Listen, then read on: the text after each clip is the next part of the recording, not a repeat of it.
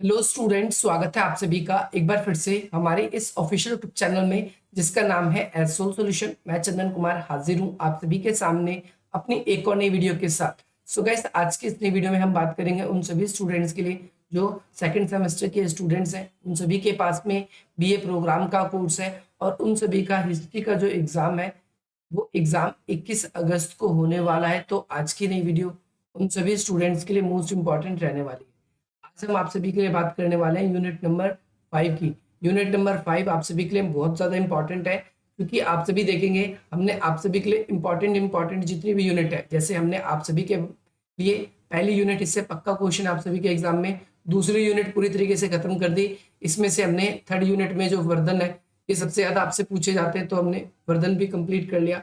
आज की इस नई वीडियो में हमने आप सभी के लिए यूनिट नंबर 5 जो है इसको स्टार्ट किया है और इससे आप सभी को दो क्वेश्चन आप सभी के एग्जाम में देखने को मिलेंगे और दो क्वेश्चन दोनों के दोनों शॉर्ट नोट में आएंगे। अगर शॉर्ट नोट में नहीं आते तो वो लॉन्ग क्वेश्चन में आपसे पूछे जाएंगे। तो ये क्वेश्चन आप सभी के लिए डबल एडवांटेज देगा, शॉर्ट नोट में भी पूछता है और ये उस तरीके से भी पूछता है। तो सबसे पहले हम यही डिस्कस करेंगे कि इस यूनिट के अंदर क्या कुछ आप सभी को पढ़ना है या किस काल के बारे में। तो आप ये कह सकते हो कि ये एक इंट्रोडक्शन क्लास के साथ में हम इस वीडियो के अंदर कंप्लीटली इस पूरी की पूरी 5th यूनिट को हम डिस्कस कर लेंगे, जो जो आप सभी के एग्जाम में पूछा जाता है। सबसे पहले तो आप सभी को ध्यान रखना है कि ये जो प्रारंभिक मध्यकाल यहाँ से शुरू हो जाता है। ध्यान रखना है आप सभी को, यूनिट नंबर 5 से आप सभी का प्रारंभिक मध्यकाल। मध्यकाल हम कहते कब है, तो ध्यान रखना है आप सभी को, सन 711 ईस्वी में एक अरब मुस्लिम इन्वेजर जिसका नाम था मोहम्मद बिन कासिम ने हमला किया था। मोहम्मद बिन कासिम ने पहला ही ये अरब मुस्लिम आक्रमणकारी था जिसको भारत में सफलता मिली थी, जिसने भारत के अंदर जो है राजा दाहिर को और उसके सभी जो भी सहयोगी, उसके पुत्र या फिर उसके चचेरे भाई या फिर जितने भी शासक थे उसके अधीन में, उन सभी को पराजित कर दिया था। सन 711 से पहले की हम बात कर रहे हैं, यानी हम बात करें तो सन 600 से 700 के बीच के बारे में इस वीडियो के अंदर हम पूरी तरीके से डिस्कस करने वाले हैं। चलिए, ज्यादा देर न करते हुए आप सभी के लिए क्लियर होगा कि इस काल को हम प्रारंभिक मध्यकाल क्यों कहते हैं, मध्यकाल कब शुरू हुआ, आप लोगों ने ये भी देख लिया। चलिए स्टार्ट करते हैं आज की अपनी इस वीडियो को। सबसे पहली बात आप सभी को ध्यान रखना है कि गुप्त साम्राज्य का जैसे ही पतन हुआ तो दिल्ली सल्तनत की स्थापना धीरे धीरे आगे चलकर होती है। गुप्त साम्राज्य का जैसे ही पतन होता है, क्या होता है, दिल्ली सल्तनत की स्थापना होती है। यह प्राचीन काल से मध्य काल तक का संक्रमण की अवधि है। ये कैसा काल माना जाता है, ये प्राचीन काल से मध्य काल तक के संक्रमण का मतलब होता है कि एक दौर, जैसे फॉर एग्जांपल आप हो सकते हैं कि जो इस वीडियो को देख रहे हैं वो उनका जन्म सन 2000 से पहले हुआ हो, तो इन्होंने क्या देखा, आप देखोगे कि इन्होंने एक पूरी शताब्दी का परिवर्तन देखा। सन 2000 से पहले जिन व्यक्तियों का जन्म हुआ है तो उन्होंने एक शताब्दी को खत्म होते हुए देखा।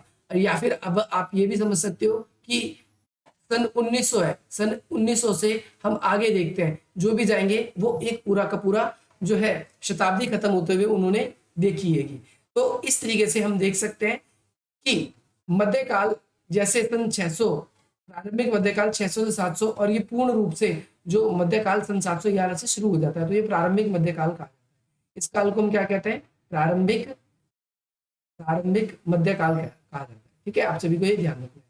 तो इसी तरह से इस काल को प्रारंभिक मध्यकाल कहा जाता है और इस काल का थोड़ा सा महत्व ज्यादा इसीलिए है क्योंकि विद्वानों ने, यहाँ पर ये विद्वान ऐसे लिखना आपको, विद्वानों ने इसे भारतीय इतिहास का डार्क एज कहा है। डार्क एज क्यों कहा है, क्योंकि इस सन के बाद से ही, इस समय के बाद से ही भारत के अंदर स्थायी रूप से सन 711 से लेकर आप देखोगे 1757 तक मुस्लिम टाइम पीरियड जो है वो पूरा का पूरा रूलिंग टाइम पीरियड इंडिया के अंदर देखा जाएगा। सन 711 में प्लासी का युद्ध होगा रॉबर्ट क्लाइव और बंगाल के जो नवाब थे सिराजुद्दीन दौला के बीच में, और उस बीच में हम ये देखते हैं कि जो बंगाल के जो नवाब थे वो युद्ध हार जाते हैं। और फिर यहाँ के बाद से ही हम देखते हैं, या फिर औरंगजेब की मृत्यु के बाद भी कई लोग कहते हैं, तो औरंगजेब की मृत्यु के बाद से ही यानी सन 705 से ही हम ये देखते हैं, यानी 18वीं शताब्दी कुल मिला के आप सभी को बुक में मिलेगा। 18वीं शताब्दी से ही क्या मिल जाता है हमें, एक नया, इससे पहले हिंदुओं का शासन था, ये पूरा का पूरा काल जो है मध्यकाल मुस्लिमों का शासन, और ये फिर अंग्रेजों का जो शासन है और जो भारतीय लोकतंत्र स्थापित हुआ है, ये ही एक व्यवस्था एक अलग से। तो होपफुली आपको ये भी क्लियर हो जाना चाहिए। अब हम बात करने वाले हैं आगे के बारे में। सो नाउ यहाँ पर हम देख सकते हैं, क्योंकि इस काल के अंदर केंद्रीय अखिल भारतीय राजनीतिज्ञ, ये क्या है कि शोधों से पता चलता है कि इस काल में महत्वपूर्ण परिवर्तन हुए। इसी काल से क्या होने लगे, महत्वपूर्ण परिवर्तन होने लगे। ये एक परिवर्तन का काल था, क्योंकि इस दौर के अंदर हम देखते हैं कई क्षेत्रीय राजाओं का उदय हुआ। बहुत सारे छोटे छोटे राजाओं ने, और बहुत सारे छोटे छोटे राजा बनने की वजह से ही हम देखते हैं कि जो भारत था वो कमजोर पड़ गया। भारतीय उपमहाद्वीप में, इसके अंदर इस पूरी यूनिट में हमें 3 राजाओं के बारे में पढ़ना है, एक प्रतिहार, दूसरा पाल और तीसरा चूल। हम इसको देखेंगे। इसके अलावा और भी, जैसे चंदेल वंश है, ये भी हो जाता है ना, चाहमंत है, ये भी हो जाता है, राष्ट्रकूट भी हो जाते हैं, प्रतिहार, राष्ट्रकूट, है ना, और पाल। चोल के बारे में तो अलग से आपको पढ़ना है, चोल का स्थानीय शासन भी आपके पेपर में पूछा जाता है, तो उसके लिए मैं सेपरेट वीडियो बनाऊंगा। राज्य की, इस समय हम देखते हैं कि कई सारे राज्य ऐसे इसी काल में उदय हुए, और राज्य अलग अलग उदय होने की वजह से आप देखोगे सभी एक दूसरे से शत्रुता रखते थे। शत्रुता रखने का मतलब एक दूसरे से दुश्मनी रखते थे, और दुश्मनी रखने का सिंपल सा मतलब मैं आप सभी को ये कह सकता हूँ कि इनकी दुश्मनी तो थी, और दुश्मनी के साथ साथ हम इनके अंदर ये भी देखते हैं कि ये एक दूसरे पे जब भी आक्रमण कर देते थे, कोई तीसरा भी आक्रमण करता था तो ये उसकी सहायता नहीं करते थे, बल्कि वो ये सोचते थे कि कैसे मेरा कांटा साफ हो जाए और मैं अपना वर्चस्व ज्यादा से ज्यादा स्थापित करूं। और यही हमारी कुछ भूलों की वजह से जो है मुस्लिम आक्रमणकारी जो हमारे देश के अंदर आए थे, बाहरी विदेशी, वो हमें रौंद कर, हमें धूल चटाकर चले गए। इसके अलावा भारतीय मध्यकालीन युग में हम देखते हैं भारत की एकता की कमी थी, जो कि मैंने बात बताई, और यह तर्क दिया जाता है कि अरब या फिर जो तुर्की शासक थे, अरबी शासक, हम किसकी बात करेंगे, मोहम्मद बिन कासिम, और तुर्की शासकों में अगर हम बात करेंगे तो दास वंश से जो सल्तनत काल शुरू होगा आपका 11वीं शताब्दी से। 11वीं शताब्दी से जब आप सभी का कौन हमला करेगा, मोहम्मद गौरी हमला करेगा। आगे के यूनिट्स में हम उनके बारे में भी डिस्कस करेंगे, क्योंकि 8वीं यूनिट में आपको स्पेशली वही पढ़ना है। इतिहासकारों ने इस काल को सामाजिक आर्थिक विकास की तरह माना है। इस काल को कैसा माना है, सामाजिक आर्थिक विकास की तरह माना है। और डीडी कौशाम्बी ने इन्हें 2 चरणों में विभाजित किया है। कौन से 2 चरणों में विभाजित किया है, चलिए बात कर लेते हैं। पहली तो ऊपरी सामंतवादी है, यानी जिसमें ज्यादातर सामंत हमने बनाए थे राजाओं ने, और दूसरी है निचली सामंतवादी, जिसमें निचले सामंतवादी का अंतर्गत ये था कि सामंतवाद ज्यादा ताकतवर हो गए थे। इतिहासकारों ने सामंत तत्वों को ब्राह्मणों के मंदिरों गठों से जोड़कर देखा है। मैं आपको बता दूं कि जितने भी राजा होते थे, वो राजा क्या करते थे, किसी न किसी धर्म का पालन करते थे, चाहे वो बौद्ध धर्म को मानते थे, चाहे वो ब्राह्मणों को सपोर्ट करते थे, या फिर वो बड़े बड़े मंदिरों को ही बनवाया करते थे। तो इन हम देखते हैं कि जितने भी राजा थे उन सभी के टाइम पे, है ना, राजकोष कैसा हो गया था, तो राजकोष रिक्त हो गया था, राजकोष खाली हो गया था। राजकोष खाली होने के कारण ये था कि उन्होंने, ज्यादातर राजाओं ने या तो मंदिरों को, ब्राह्मणों को या मठों को भूमि दान दी, और जब भी कोई भूमि दान दी जाती थी तो उस भूमि से दोबारा टैक्स नहीं आता था, बल्कि जिन भी व्यक्तियों को भूमि दान दी जाती थी उनको एक न्यायिक अधिकार मिल जाता था कि अब वो उन पे काम करने वाले या उनके ऊपर रहने वाले लोगों से क्या कर सकते हैं, वो टैक्स खुद भी वसूल सकते हैं। तो इनकी स्थिति इस तरीके से हम देखते हैं मजबूत हो जाती है, और ये बहुत ज्यादा इंपॉर्टेंट कॉन्सेप्ट है आप सभी के लिए। प्रशासनिक अधिकारी है, वो क्या करते हैं, अधिकारी सेनाओं को अप्रत्यक्ष और न्यायाधीश भी बना देते, यानी आप यहाँ पर देख सकते हो कि जिन लोगों को भूमि दान मिला वो क्या करते थे, वो भूमि दान में हम ये देखते हैं कि वो भूमि दान उनको मिलता था तो उनको न्यायिक अधिकार मिल जाते थे, वो वहां से कर वसूल सकते थे। कुछ इस वेरियस थिंग्स को आपको इस तरीके से समझना है। इसके अलावा आप सभी को ये भी ध्यान रखना है कि विद्वानों के अनुसार धार्मिक और गैर धार्मिक धर्मनिरपेक्ष अनुदान शहरीकरण में गिरावट है। अब देखो क्या है, जैसे जैसे विद्वानों का कहना है, विद्वान आपको ऐसे लिखना है, जैसे जैसे भूमिदान की गई, जितनी ज्यादा भूमिदान की गई तो इससे क्या हुआ कि भाई सरकार को जो टैक्स था, जो कर था, कर में कमी आई, कर के अंदर क्या आई, कर के अंदर कमी आई। ये आप सभी को ध्यान से रखना है। और कर में जब कमी आई ना, तो उस समय की जो अर्थव्यवस्था थी वो धीरे धीरे कैसी होती गई, कमजोर होती गई। और भारतीय सामंतवादी के कारण जो है जमींदारी व्यवस्था क्या होगी, धीरे धीरे विकसित होगी। जमींदारी व्यवस्था कैसे विकसित होगी मैं आपको बता दूं, क्योंकि यहाँ पर आप देखते हो कि राजाओं ने भूमिदान दे दी, और भूमिदान जिसको दे दी तो उस भूमि का मालिक हो जाता था। और वो भूमि का मालिक सिर्फ ऐसा नहीं है कि सिर्फ वही व्यक्ति होता था, उसके बाद वो इसकी पैतृक संपदा हो जाती थी, वो उसके पुत्र को भी मिलती थी। तो इस तरीके से हम देखते हैं कि ये जमींदारी सिस्टम हो गई। क्योंकि आगे हो सकता है कि ब्राह्मण के जो पुत्र थे वो ब्राह्मण नहीं रहे, उन्होंने लेकिन जमीन पर अपना नियंत्रण रखा, वो अपने स्थानीय लोगों से कृषि करवाया करते थे, और कृषि कराने के साथ साथ क्या है कि किसानों की स्वतंत्रता भी धीरे धीरे छीनने लगी। किसानों से वही ज्यादा टैक्स वसूलते थे और यही कारण है आगे चलकर हम एक चीज और पाते हैं। क्या पाते हैं? हम ये पाते हैं आगे चलकर कि सिक्कों को ढालने में कमी आई। कई नगर ऐसे हैं जो धीरे धीरे पतन की कगार पे चले गए और सिक्के जो है बहुत कम मिलने लगे, दुर्लभ हो गए। मध्यकालीन आते आते कई सारे जो उस समय के राजा थे उन्होंने अलग अलग तरीके के सिक्के चलाए। जैसे दास वंश के अंदर हम देखते हैं जित्तल टंका, ऐसे सिक्के चलने शुरू होंगे आगे जो इल्तुतमिश के द्वारा चलाए गए थे।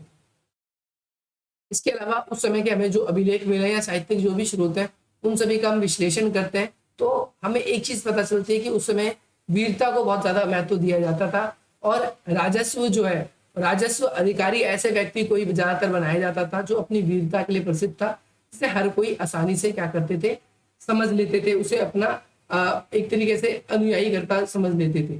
और जितने भी लोग युद्ध में अगर हारते थे तो उन सभी को क्या कर लिया जाता था, अधिपत्य बना लिया जाता था, अपना अपने अधीन कर लिया जाता था।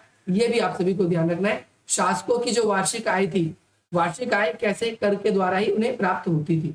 सो होपफुली ये तो इंट्रोडक्शन था उस समय का कि सामंती युग किस तरीके से बनता गया, क्योंकि केंद्रीय शक्ति जो है, हम ये देखेंगे कि केंद्रीय शक्ति जो है वो क्या हो जाती है, कमजोर हो जाती है। केंद्रीय शक्ति में कमजोरी होना, कमजोर हो। आप सभी को ये वाला कॉन्सेप्ट आप सभी को याद रखना है कि केंद्रीय शक्ति कैसी हो गई थी, तो आप बोलोगे केंद्रीय शक्ति कमजोर हो गई थी। और सामंतों को ज्यादा बना दिया था। सो गाइस, अगर आप लोगों को ये वीडियो पसंद आए तो हमें लाइक कर सकते हैं, अपनी कोई क्वेरी है आप शेयर कर सकते हैं। पीडीएफ आप डिस्क्रिप्शन बॉक्स में दिए गए लिंक से डाउनलोड कर सकते हैं। For the discount you can contact us. अब यहाँ पर आप देख सकते हो कि यहाँ पर जो है बादामी, मैंने इसके बारे में प्रीवियस वीडियो में भी बताया था। बादामी ये एक स्थान का नाम है जो कि कर्नाटक में है। वहां पर चालुक्य का पतन हुआ, चालुक्य राजा जो है धीरे धीरे कमजोर हो गए और उसके बाद में वहां पर कौन उभरे, तो राष्ट्रकूट उभरे। और राष्ट्रकूट आप सभी के शॉर्ट नोट में बिल्कुल पूछा ही पूछा जाएगा। राष्ट्रकूट आप सभी से शॉर्ट नोट में पूछा ही जाएगा। और शक्ति का विकास क्या हुआ, यानी राष्ट्रकूट जो है एक मुख्य शक्ति के रूप में उभरे। ये 8वीं शती के शुरुआत तक ही ये पूरी तरीके से राष्ट्रकूट के नियंत्रण में थे। यानी हम देखें बादामी प्रदेश यानी साउथ का जो कर्नाटक का पोर्शन है वो किसके अंडर में आ गया था, राष्ट्रकूट के अंडर में आ गया था, ये आप कह सकते हैं। इसके बाद में राज्य के संस्थापक, यानी जो राष्ट्रकूट राज्य के संस्थापक थे उनका नाम था, क्या नाम था, दंती दुर्ग थे। ध्यान रखना है, जिन्होंने चालुक्य के राजाओं को हराया था। ये इंपॉर्टेंट नाम है, आप सभी को ध्यान रखना है। ये मैं आप सभी के लिए थोड़ा सा हाईलाइट कर देता हूँ इस पे, ये आप सभी को ध्यान रखना है, ये आपके लिए इंपॉर्टेंट है। इन्होंने क्या किया था, तो चालुक्य राजाओं को हराया था और बादामी पर अपना कब्जा किया। उनके उत्तराधिकारी आगे क्या बने, उत्तराधिकारी चाचा कृष्ण फर्स्ट ने सबसे बड़े पुत्र, उनके जो उत्तराधिकारी थे उसके जो चाचा थे, यानी जो दंती दुर्ग के जो चाचा थे उनके जो सबसे बड़े पुत्र थे गोविंद सेकंड, वो बने और उन्होंने अपना उत्तराधिकारी उन्हें बनाया।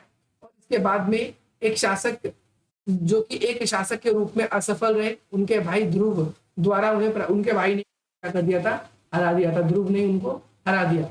अंत में ध्रुव ने क्या कर लिया, इस जगह पर बादामी क्षेत्र पर कब्जा कर लिया, कर्नाटक के आसपास उनका नियंत्रण हो गया। ध्रुव ने गंगा पल्लव और वेंगी शासकों को हराया। किन किन को हराया, वेंगी शासकों को हराया। ध्यान रखना है आप सभी को, इनका विजय देखो, ध्रुव ने क्या किया, गंगा के पल्लव और वेंगी शासकों को हराया और साथ में दक्कन में निर्विवादित अधिपत्य कर लिया, यानी साउथ के अंदर वो पूरी तरीके से उनका कंट्रोल हो गया। उसने उत्तर की ओर, वहां पर कन्नौज, उत्तर में क्या था, नॉर्थ में कन्नौज नाम की जगह थी, वहां पर उन्होंने क्या किया, प्रतिहार शासकों को भी हरा दिया। ध्यान रखना है, प्रतिहार को भी किसने हराया, ध्रुव ने हराया।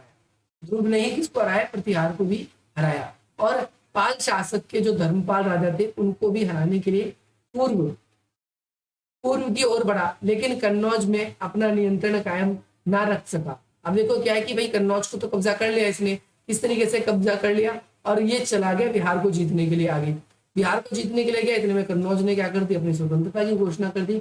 उसने एक विशाल लूट के बाद में दक्षिण वापस लौट जाने का फैसला किया। उसको इस बात का शक हो गया कि शायद अब जब मैं बिहार नए क्षेत्र को जीतने के लिए जा रहा हूँ तो पुराना क्षेत्र मेरे हाथ से निकल गया। तो हो सकता है कि जिस जगह का मैं मूल शासक हूँ कर्नाटक का, अगर मैं इस जगह को छोड़कर ज्यादा दिन नॉर्थ में रहूंगा तो हो सकता है मेरे से ये क्षेत्र भी छिन जाए। तो इसीलिए दोबारा से ध्रुव ने क्या किया, वापस लौट जाने का फैसला किया और शासन काल में राष्ट्रकूट को है सबसे ज्यादा पावर ध्रुव के द्वारा ही प्रदान की गई। इसके बाद में गोविंद थर्ड आता है, अगला शासक। गोविंद थर्ड ने सभी राष्ट्रकूट राजाओं में सबसे महान राजा माना जाते हैं गोविंद थर्ड, क्योंकि उन्होंने पल्लवों और कन्नौज के राजाओं को आसानी से हराया था। और कन्नौज के युद्ध में जब वो व्यस्त था तो चोल, चेर और पांड्यों ने उसके खिलाफ एक गठबंधन बनाया। अब देखो गोविंद थर्ड जो है वो कन्नौज जीतने के लिए निकला और साउथ के 3 वंश चोल, चेर और पांड्य यानी पल्लव को आप जिसको कह सकते हो, इन तीनों ने एक गठबंधन बना लिया कि भैया तीनों मिलकर हम क्या करेंगे, गोविंद थर्ड पे हमला करेंगे। लेकिन हम आगे देखते हैं कि वह सभी विरोधियों को अपने क्या करता है, हराने में सफल रहा। ठीक है, निर्विरोध क्या रहा, सफल रहा। अपना सफल नहीं आएगा, सफल ही रहा। वह कन्नौज से कन्याकुमारी तक अपने वर्चस्व को कायम उसने कर लिया और साथ ही साथ उसने क्या किया, द्रविड़ के जो राजा थे उन सभी की शक्तियों भी उसके सामने कमजोर पड़ने लगी। इन चोल, चेर, पांड्य जो राजा थे वो भी धीरे धीरे उसके सामने कमजोर हो गए। आगे चलकर वेंगी भी शासक है। वेंगी भी उस तरह के शासक ही थे जिसका शासनकाल द्रविड़ शासनकाल की शक्ति से पूरी तरीके से कमजोर पड़ गई थी। उसने श्रीलंका के राजाओं को अपने अधीन कर लिया। ठीक है, तो हम देखते हैं गोविंद थर्ड ने श्रीलंका के राजाओं को भी जीत लिया और राष्ट्रकूट साम्राज्य की प्रतिष्ठा जो है वो इतनी नहीं मिल पाई, क्योंकि वो ज्यादातर क्या थे, जो अपने शासन को अपने पुत्रों को सौंप देते थे। उनके पुत्रों में एक जिसका नाम था अमोधवर्ष फर्स्ट, इस ये क्या था, एक सक्षम शासक था। बाकी जितने भी इसके पुत्र थे वो ज्यादा अच्छे शासक नहीं थे। इन्होंने अपनी राजधानी कहाँ पर बनाई थी, ध्यान रखना है, तो आंध्र प्रदेश में बनाई थी। आंध्र प्रदेश में ही एक जगह का नाम है मालखेड़ नामक स्थान पर इन्होंने अपनी राजधानी बनाई। इनके आगे चलकर उत्तराधिकारी कृष्ण सेकंड और इंद्र थर्ड थे और प्रतिहार के विरुद्ध में लड़ाई इन्होंने ही की थी।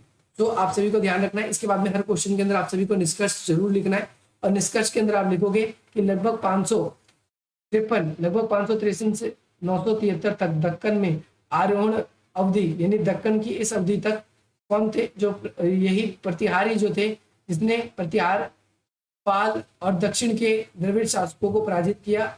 और बहुत सारे यहाँ पर अयोग्य उत्तराधिकारी रहे इनके, जिस वजह से ये पूरे साम्राज्य को बचा नहीं सके, नहीं तो इनका कन्नौज से लेकर कन्याकुमारी तक पूरा तरीके से इनका नियंत्रण हो गया था। तो होपफुली आप सभी को ये वीडियो पसंद आएगी। अब नेक्स्ट वीडियो के अंदर हम बात करेंगे, इसके अंदर हम पाल वंश के बारे में। अगर आप लोगों को ये वीडियो पसंद आई तो आप इस वीडियो को लाइक करें, अधिक से अधिक मित्रों तक शेयर करें और हमारे इस चैनल को सब्सक्राइब करें। बाकी मिलते हैं हम आप सभी से अपनी अगली वीडियो में। जय हिंद, जय भारत।